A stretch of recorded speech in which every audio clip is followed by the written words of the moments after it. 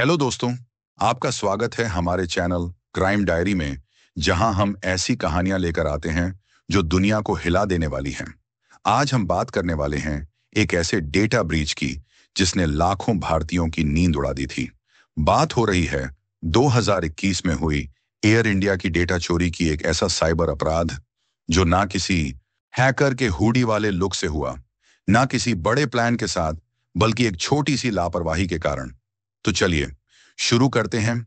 आज की कहानी की शुरुआत थी कोरोना महामारी के कारण दुनिया भर में फ्लाइट्स बंद थीं। एयरलाइन कंपनियां घाटे में चल रही थीं। एयर इंडिया, भारत की राष्ट्रीय वायु सेवा, भी इस दौर में झेल रही थी आर्थिक संकट। अब यहां एक बात समझना बहुत जरूरी है। जब आप ऑनलाइन फ्लाइट बुक करते हैं तो आपका डेटा सीधे एयरलाइन के पास नहीं जाता। ये डेटा जाता है एक तीसरी कंपनी के पास जिसका नाम है सीटा। सीटा का पूरा नाम है society international D telecommunications aeronautics. ये एक ऐसी कंपनी है जो दुनिया भर की 400 से ज्यादा एयरलाइंस को टेक्नोलॉजी सर्विसेज देती है। चेक इन, बैगेज सिस्टम और सबसे ज्यादा महत्वपूर्ण पैसेंजर डेटा मैनेजमेंट। और यहीं से शुरू हुई एक ऐसी लापरवाही जिसका खामियाजा करोड़ों लोगों को भुगतना पड़ा। 25 जनवरी 2021 को सीटा ने एक बयान जारी किया, उनके सिस्टम को हैक कर लिया गया है। लेकिन वास्तविकता ये थी कि हैकर्स अक्टूबर 2020 से ही सीटा के सिस्टम में घुस चुके थे। उन्होंने एक पेमेंट पोर्टल के जरिए सिस्टम में एंट्री की जो बिना किसी एन्क्रिप्शन के इंटरनेट पर ओपन था। अब ये डेटा कितना गंभीर था? नाम, जन्म तिथि, passport number, mobile number, email और क्रेडिट कार्ड की जानकारी। हैकर्स ने इस डेटा को डार्क वेब पर 4.5 मिलियन में बेचने की कोशिश की। यानी आपका पासपोर्ट, आपका कार्ड, आपकी जन्म तिथि, सब कुछ बिक रहा था। इस हमले के पीछे कौन था? इसके पीछे एक खतरनाक हैकिंग ग्रुप था, रिवल या सोडिनो की भी। ये ग्रुप दुनिया भर में रैंसमवेयर अटैक के लिए जाना जाता है। उन्होंने कई बड़ी कंपनियों को निशाना बनाया है, लॉयर फर्म्स, अस्पताल, मीट कंपनियां, आपनामा। लेकिन इस बार उन्होंने कोई रैंसमवेयर नहीं छोड़ा, बस डेटा चुराया और डार्क वेब पर बेचने की तैयारी कर ली। जब एयर इंडिया को इसकी जानकारी मिली तो उनके पास एक बड़ा संकट खड़ा हो गया। उन्हें 4.5 मिलियन पैसेंजर्स को सूचित करना पड़ा कि उनका डेटा लीक हो चुका है। यह संख्या इतनी बड़ी है कि ये आयरलैंड की आबादी से भी ज्यादा है। फिर सरकार ने भी एयर इंडिया को बुलाया। यूरोप में जीडीपीआर के तहत भी जांच शुरू हो गई। लेकिन सबसे बड़ा नुकसान था आम लोगों का विश्वास। कई लोगों के क्रेडिट कार्ड गलत जगह इस्तेमाल होने लगे।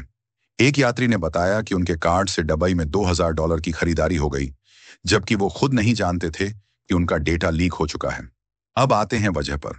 तीसरी पार्टी के साथ डेटा शेयर करने में लापरवाही। एयर इंडिया ने अपना डेटा सीटा के पास रखा था, लेकिन वो ये नहीं जानते थे कि सीटा के पास कैसी सुरक्षा व्यवस्था है। कोई रियल टाइम मॉनिटरिंग नहीं। कई महीनों तक हैकर्स सिस्टम में रहे, लेकिन किसी को पता नहीं चला। कोई इंट्रूजन डिटेक्शन सिस्टम नहीं था। कमजोर साइबर सुरक्षा संस्कृति। भारत की कई कंपनियां अभी भी साइबर सुरक्षा को लागत कम करने का एक तरीका मानती हैं, ना कि जिम्मेदारी। एयर इंडिया सार्वजनिक रूप से माफी मांगी, पीड़ित यात्रियों के लिए हेल्प डेस्क शुरू किया, लोगों को सलाह दी कि वे अपने बैंक स्टेटमेंट्स की निगरानी करें। सीटा लीक हुए सिस्टम को बंद कर दिया। बाहरी साइबर सुरक्षा एक्सपर्ट्स को बुलाया, एनक्रिप्शन और एमएफए की व्यवस्था लागू की, लाखों डॉलर्स की क्षतिपूर्ति दी। लेकिन एक बात साफ है, एक बार डेटा डार्क वेब पर जाए तो वापस नहीं आता। इस घटना से एक बड़ा सबक मिलता है। हर बार जब आप कुछ ऑनलाइन बुक करते हैं या कहीं अपना डेटा देते हैं, वो डेटा अनगिनत तीसरी पार्टियों के पास जाता है। आपको नहीं पता कि वो डेटा कहां जा रहा है। तो आप क्या कर सकते हैं? हर साइट के लिए अलग अलग पासवर्ड रखें। 2FA या MFA जरूर लगाएं। अपने बैंक स्टेटमेंट की निगरानी करते रहें। ऑनलाइन अपना डेटा शेयर करते समय सावधानी बरतें। और अगर आप किसी कंपनी में काम करते हैं तो सुनिश्चित करें कि आपके पास तीसरी पार्टियों के लिए सख्त सुरक्षा नीति है, क्योंकि अंत में साइबर सुरक्षा किसी और की समस्या नहीं है, ये हम सभी की जिम्मेदारी है। दोस्तों, ये थी एयर इंडिया के डेटा ब्रीच की कहानी, जो एक लापरवाही की वजह से लाखों लोगों के लिए एक बड़ी समस्या बन गई। अगर आपको यह कहानी पसंद आई हो तो लाइक करें, कमेंट करें और जरूर से सब्सक्राइब करें हमारे चैनल क्राइम डायरी को। घंटी का आइकन भी दबा दें ताकि आपको हमारी हर नई कहानी की जानकारी मिलती रहे।